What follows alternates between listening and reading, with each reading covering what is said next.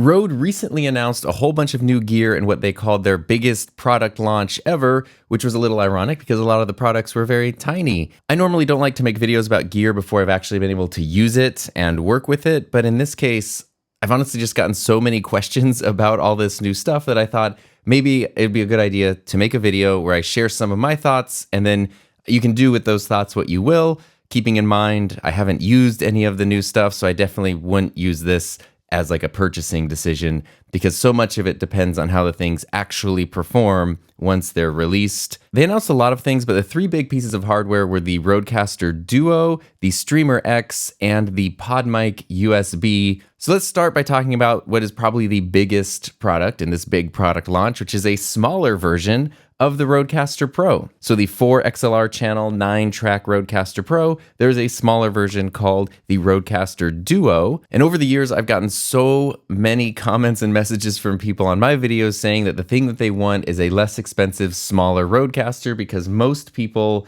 probably myself included, aren't utilizing everything that the full-size Rodecaster Pro can do, but you want some of those features. So the Duo can duofinitely handle that because it's basically all of this just in a smaller package with 2 XLR inputs. Duo 2 makes sense. 2 XLR inputs, but all the same processing, all the same internals and functionality. And so if it is able to live up to those expectations and work as well as the big Rodecaster, it really wouldn't surprise me if the Duo ended up becoming the most popular Rodecaster because I think it's really practical. It has a $500 price point or $499. Every penny counts. I've heard some criticism that that price is still a little bit too high, and of course I would love a lower price too, but if you think of things like the Vocaster 2 is the one that comes to mind, the Focusrite Vocaster 2, which is just a 2-channel interface. It only has a fraction of the functionality of the Rodecaster Pro. It's an amazing interface. It's like my favorite just interface, but it's $300. So the Rodecaster Duo is $200 more than a really nice basic interface. That seems fair to me. I think the features are great. I think the size is great. I've been testing out the Boss Gigcaster 8, which is Roland and Boss's version of the Rodecaster Pro. I'm still like kind of working through and testing this, but this is an 8-channel mixer, just like the Rodecaster Pro, but it's really only about half the size. And one thing I've really come to appreciate about this is the smaller form factor. It's kind of nice having this small thing, this compact. It works well.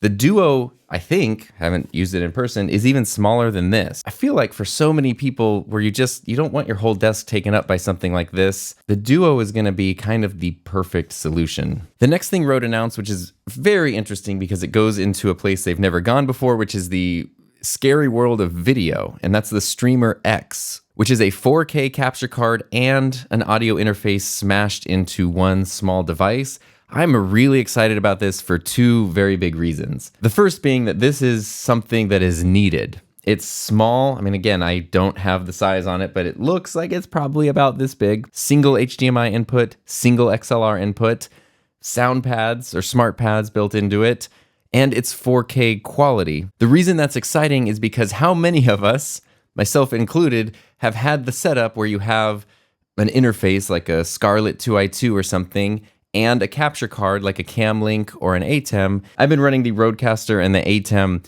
as my audio video setup for, streaming and podcasting and stuff for years at this point. And being able to get a lot of that same functionality in one small thing, it's pretty cool. Instead of telling someone you need to go buy a capture card, you need to go buy an audio interface, just get this one thing and you're all set, is absolutely awesome. Especially because they didn't limit it to 1080. That's my only complaint with the ATEM Mini that I have and love, is that it's limited to 1080, which as time goes on and 4K becomes more popular, it becomes more limiting to be stuck in a 1080 workflow. So just purely as the idea of one device that handles both of these super common needs that can really work for probably the majority of people who want to get a good camera signal and a good audio signal into their computer, I think the Streamer X is probably the thing that's going to work for like most people, because you still have the audio processing in like the Rode apps. So you can still go in and do a lot of tweaking with your sound and your audio. You just don't have the physical off-board mixer that can handle it. The other reason I'm really excited about the Streamer X is purely speculative, but it's very interesting to see Rode go down the road of video. It would be pretty neat at some point in the future to see a Rodecaster-like device that has like 4 HDMI and 4 XLR inputs. Essentially a Rodecaster ATEM hybrid, 4K capture card, super great audio. You can switch between your sources and handle all your audio in one device, and it works really well.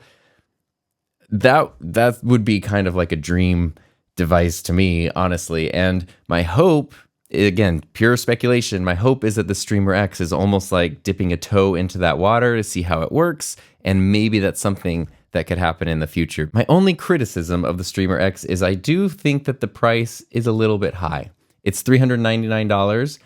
If you think of getting something like a basic audio interface, maybe like a Focusrite Scarlett, it's probably about $150, maybe $200 that you would spend on that. And then a 4K capture card like a Camlink is about $120, $100 sometimes. Those two separate devices are significantly less expensive than this one combo device.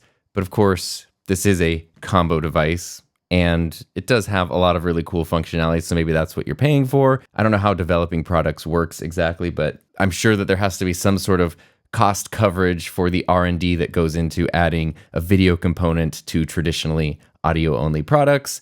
So maybe that is an explanation of the price. But if it works in the way that it's supposed to, and it does everything it's supposed to do, I think the Streamer X is going to be really, really exciting. And also things that are exciting, the one that started it all, the old PodMic. For me and for a lot of people, the PodMic was our first real microphone. When you wanted to go into something that's an XLR mic to use for podcasting, streaming, anything like that, a lot of us went with the PodMic. It was released with the original Rodecaster, so it was super cool to be able to spend $100, get this really nice microphone. The PodMic USB, believe it or not, is a USB version of the PodMic. And I think that is incredibly smart. I like the design on it. It's kind of like a more blacked out design. You have all the ports on the back, XLR and USB, and a headphone output for zero latency monitoring. And of course, you have a volume control as well. All things that should be on a good USB mic. And it's really cool that it's also then a really good XLR mic.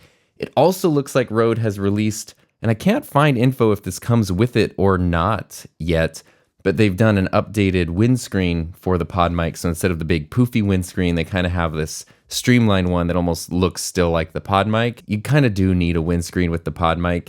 It's supposed to have one built in, but it's still pretty susceptible to plosives. So it's really cool that they've addressed that. The yoke on the PodMic USB is the same as the original, which is no yoke. Kind of the best one there is. Rode does this thing that very few, if any other companies do. The PodMic has it. Their shock mounts have it. And basically the mount has a 5/8 and 3/8 just built into it. So you don't need to use adapters. You can put these on mic stands, you can put them on boom arms. You never need to worry about installing or taking out adapters. Of course, as a new Rode USB microphone, it can also work with all of Rode's software. Rode also mentioned, very interesting, that it can work with one of the USB ports on the Rodecaster Pro. So you could add then a fifth microphone into the Rodecaster with the PodMic USB. They didn't really mention specifically if it has 32-bit float audio, and this is where things I think do get a little bit weird. I'm using the NT1 5th generation right now, which is very similar to the PodMic USB in that it's an updated version of an existing microphone with USB functionality. I think Rode did a better job with the PodMic USB because of the controls and the outputs on the back, if nothing else than zero latency headphone output monitoring. The NT1 5th generation doesn't have that. It has a USB connector, but that's it. You have no controls on it. You have no headphone monitoring. A USB microphone kind of needs headphone monitoring, but the USB functionality on this is great and includes one of the coolest features, which is 32-bit float audio.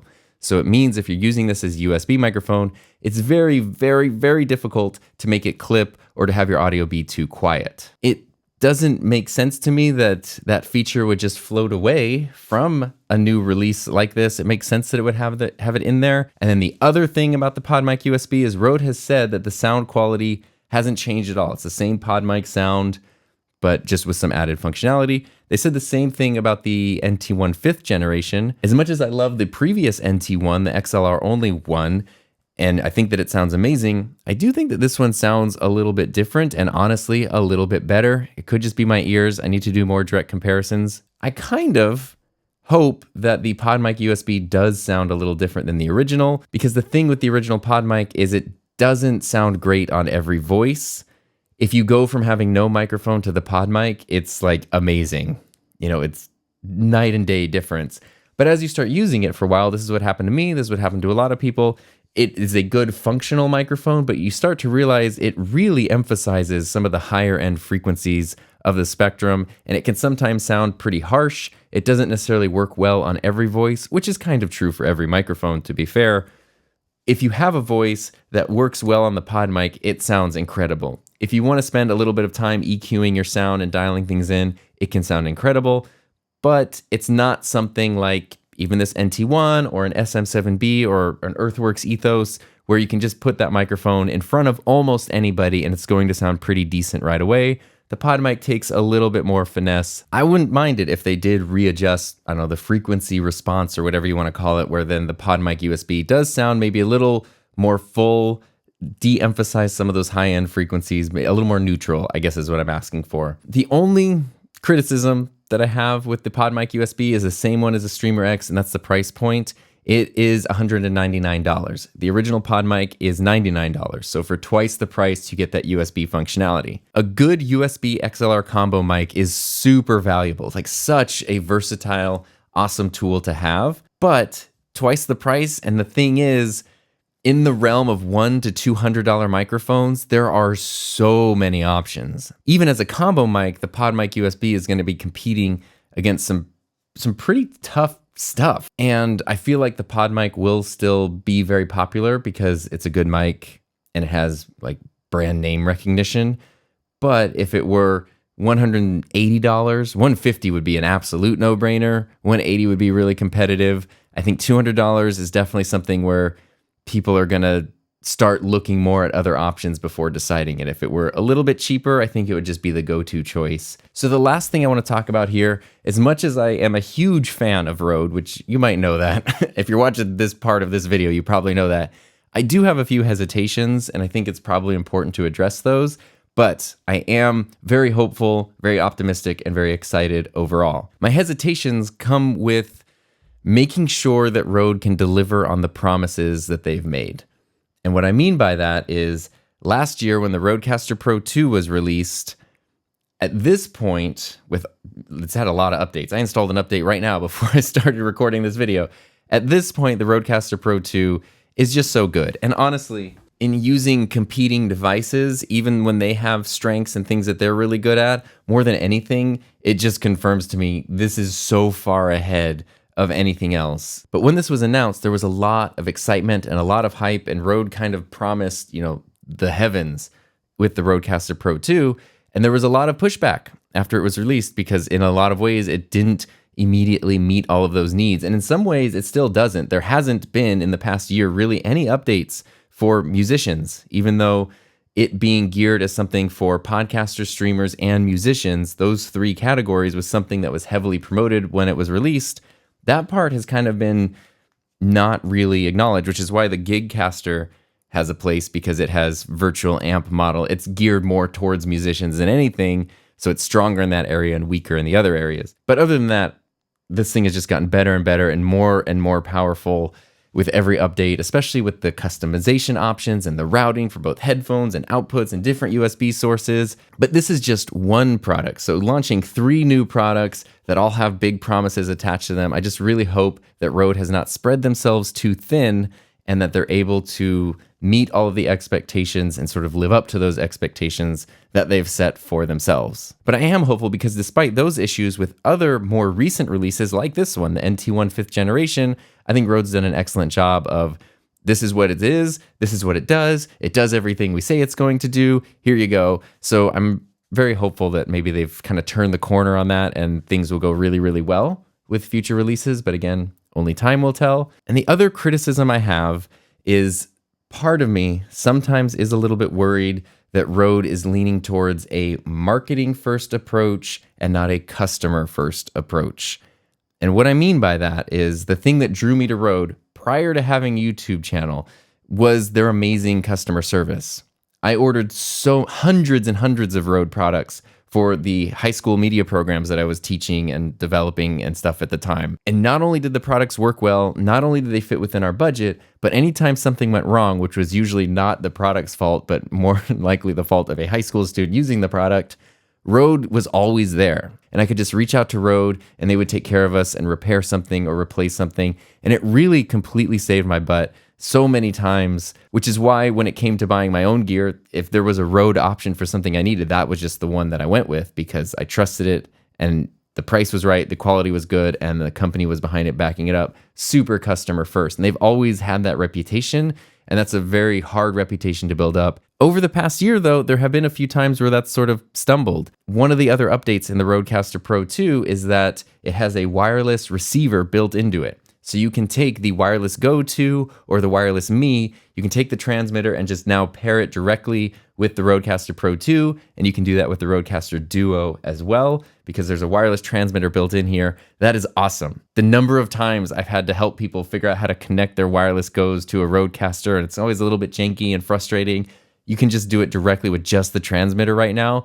That is unbelievable. However, that also means that that wireless transmitter was in here for almost a year before it was activated. Why not enable that really cool feature immediately? And it's hard to think that that's not for any other reason than to have something really cool to announce in a future firmware update.